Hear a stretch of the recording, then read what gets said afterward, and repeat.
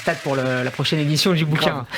Une rencontre qui a également été émaillée de débordements chez certains supporters marseillais. Avant le match, des centaines de personnes ont tenté de forcer l'entrée sans billets pour accéder au stade Orange Vélodrome. Des jets de projectiles venant des virages nord et sud ont également visé les tireurs de corner parisiens. De nombreux fumigènes ont été allumés. Et puis, il y a cette intrusion dont on a parlé tout à l'heure d'un supporter marseillais sur la pelouse qui a interrompu une action de jeu de Messi. On écoute. Une photo avec Messi. Pour prendre une photo avec Messi. C'est ça le drame. C'est un supporter parisien en fait, à la base. En fait, quand on le voit faire, on se dit, on rigole un peu. Puis quand on voit que c'est pour prendre une photo avec Messi, on se dit, mais c'est même pas pour voir un joueur de l'OM, quoi. C'est ça ça fait un peu mal à l'amour-propre. On écoute la réaction de Dimitri Payet, c'était après le match. J'ai vu des bouteilles, j'ai vu des chargeurs, j'ai vu des briquets, des choses que j'ai déjà vues contre moi, donc je sais ce que c'est. On a appelé au calme, moi-même, le président. Donc malheureusement, il y a toujours certains qui peuvent déraper, mais voilà, on ne peut pas dire que eux, ce soit des supporters de l'Olympique de Marseille. On sait ce qu'on risque de perdre des points et il ne faudra pas pleurer en fin de saison s'il nous en manque un ou deux. Ceux-là ne sont pas des supporters de l'OM. Qu'est-ce que vous pensez de ces déclarations assez courageuses du capitaine de l'OM, Asdine, Antoine ? C'est un imbécile qui court sur une pelouse, quoi. Non, mais au-delà de ça, il y a eu beaucoup de débordements par ailleurs. Non, mais ça me paraît très courageux, que ça devrait être une évidence, en fait. Quand il y a un débordement, quand il y a des supporters incontrôlables, moi, je pense que la normalité, la norme, c'est que les joueurs qui représentent le club condamnent fermement. Alors, c'est d'autant plus simple, entre guillemets, pour Dimitri Payet, c'est qu'il a été victime lui-même d'une bouteille qui lui arrivait sur la nuque. Donc, moi, je pense que la première étape, c'est ça, c'est que systématiquement, les joueurs condamnent, que les présidents et les dirigeants retrouvent ceux qui ont fait ça pour soit les suspendre de stade, soit les interdire. Mais là, on arrive à un moment où, après le Covid, on fait tout pour ouvrir les stades. Bon, c'est un truc qu'on a entendu, mais il faut le redire. Et les stades sont ouverts, il y a une ferveur, une folie, il ne faudrait pas tout gâcher. Donc voilà, moi je trouve que c'est évident, ça fait du bien, mais c'est le minimum qu'on puisse attendre des joueurs de foot. Romain Canucci, est-ce qu'à l'OM, on craint fortement de perdre ce point ? On rappelle que le club phocéen est sous le coup d'un point de pénalité avec sursis.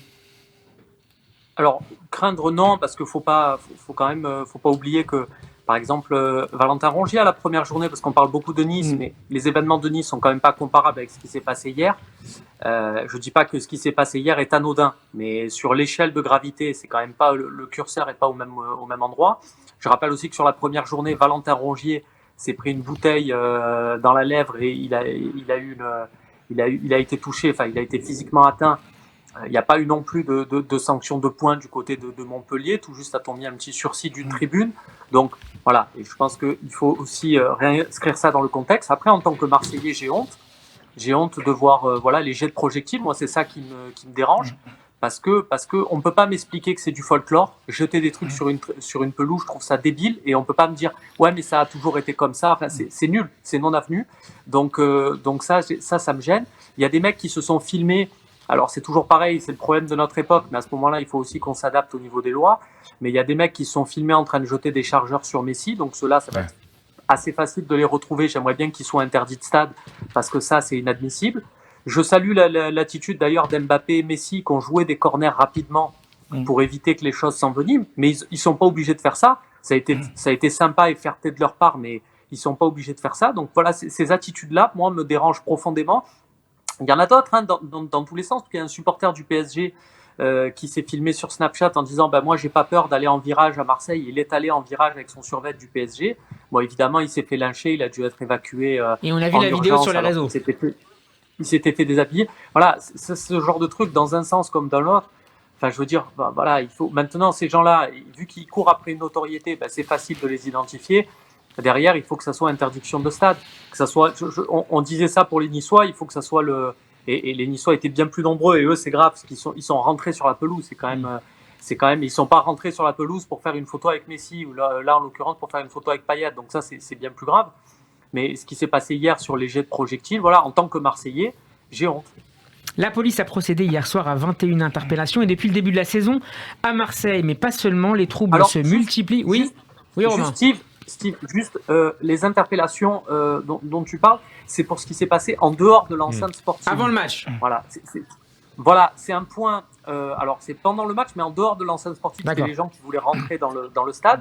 Donc, ça ne relève pas de l'Olympique de Marseille. C'est pour bien préciser, pour pas que justement on se dise tiens, il y a eu des interpellations, il mérite ce point moins. Ça ne relève pas de l'Olympique de Marseille. Mais c'est tout aussi condamnable. Précision importante, Romain. La violence dans les tribunes, c'est le thème justement de la plaidoirie de Maître Benji. 120 secondes pour plaider. J'appelle le procureur général pour ses réquisitions finales. Dans Classico sur Radio J. Ouais, on a dit pas mal de choses là du coup pendant les derniers échanges là-dessus, mais effectivement, malheureusement, depuis le début de la saison, j'ai l'impression que les supporters de foot sont devenus fous. Tout simplement, il y a eu plusieurs exemples au-delà d'hier soir. On a vu évidemment ce qui s'est passé à Nice, on a vu Lens-Lille, on a vu des bagarres entre supporters à OM Angers, Bordeaux-Montpellier, là encore cette semaine Saint-Étienne-Angers. Des bagarres entre supporters, des envahissements de terrain. J'ai lu aussi des choses, les supporters lensois et monégasques qui font grève parce qu'ils sont en désaccord avec les modalités d'accueil dans les stades. Vraiment, je pense que les supporters sont en train de devenir dingues. Ils ont plus conscience de la place qui est la leur dans un stade de foot. Je veux dire, moi, je suis abonné dans un stade de foot, je paye mon abonnement, je m'assois à ma place et je me tais, en fait. Je suis pas là à revendiquer quoi que ce soit. Tu es supporter, tu restes à ta place, tu n'as aucun pouvoir d'influence sur un club. Et là où je suis pas tout à fait d'accord avec Romain, c'est hier soir. À mon avis, hier soir, vraiment, c'est le clou du spectacle et c'est gravissime. On l'a dit sur les corners, effectivement, je trouve qu'on est assez pathétique de voir 3 CRS qui essayent comme ça de retenir les canettes de coca, c'est vraiment grotesque. Et pour le coup, on est sur une rencontre qui est retransmise dans le monde entier, on a des stars mondiales sur la pelouse, on essaye de vendre le championnat de France partout, on met des matchs à 13h pour le vendre en Asie, on est en plan Vigipirate, on est en plan alerte attentat, on est en plan Covid, on est en plan tout ce que tu veux pour qu'il se passe pas ça. Et t'as un gars qui saute une balustrade et qui arrive à la hauteur de Messi et qui peut le tenir par l'épaule. Romain a dit c'est pas très grave, il a voulu faire une photo avec Messi. Mais si c'est pas le cas, imagine le mec est un dingue. Imagine le mec met une claque à Messi. Imagine le mec, j'en sais rien, sort un couteau, fait n'importe quoi. C'est un drame planétaire. Donc moi je trouve que vraiment hier soir la Ligue 1 est ridiculisée par ce type d'acte. Et c'est quoi les sanctions derrière ? Il faut être beaucoup plus ferme que ça. Il faut des sanctions collectives, il faut du huis clos systématique, il faut des défaites. Il faut des défaites pour les clubs. Comme ça, peut-être que ça va réussir à convaincre les supporters débiles d'arrêter de condamner leur propre équipe. Et des sanctions individuelles, effectivement. Aujourd'hui, dans un stade, on est tous filmés. Il n'y a aucun problème à identifier quelqu'un. Il faut directement aller chercher cette personne, l'arrêter, interdire de stade pour des vraies interdictions, pas un match, 2 matchs, des saisons entières, et engager des poursuites pénales contre ces gens-là. Vos réactions ? Asdine, Antoine, Moi, et je suis Romain. plus sur la sanction individuelle que la sanction collective. Contre le club. Ouais, mais même. Ouais, moi, là, pour le coup, ce qui m'interroge vraiment, c'est la façon dont on peut rentrer dans le stade et avoir des batteries et tout ce qui est envoyé. Donc ça, c'est un problème de sécurité à l'entrée des stades. Mais ça, pardon, mais du coup, il faut bien que tu responsabilises les clubs pour pas que ça arrive. Bien sûr. Oui, mais la sanction générale tout le temps sur les supporters et... j'ai pas l'impression que ça marche depuis toutes ces années, les suspensions de déplacement, etc. Donc là, c'est le stade en l'occurrence, mais ça déroule justement jusqu'à les interdictions de déplacement, etc. Et aujourd'hui, je pense pas que ça marche. Mais les vraies sanctions individuelles, comme tu le disais, pour moi, elles sont primordiales, vraiment. Et tu le disais aussi tout à l'heure, on est filmé dans les stades, dans tous les sens. Ça devrait être... avec les publications diverses et variées sur les réseaux sociaux, tu dois pouvoir remonter, tu peux remonter. C'est juste une volonté de le faire vraiment. Et c'est justement parce que, à mon sens, c'est des sanctions individuelles qu'il faut, qu'il n'y aura plus de sanctions collectives derrière. Si tu t'attaques directement aux gens, un suspendu, 2 suspendus. L'individu qui va dans le stade et qui fait des conneries, il les fait pour lui, pour la frime, pour la fame. Derrière, il punit tout le monde. Et si tu punis tout le monde pour punir un, moi c'est pas je suis un peu plus. Asdine, manque de volontarisme, comme l'explique Antoine. Oui, en fait, le foot, quand même, faut le dire, se protège. Voilà. On n'aime pas, on caresse toujours, non pas les clubs, mais les supporters dans le sens du poil, parce que ce sont eux les clients.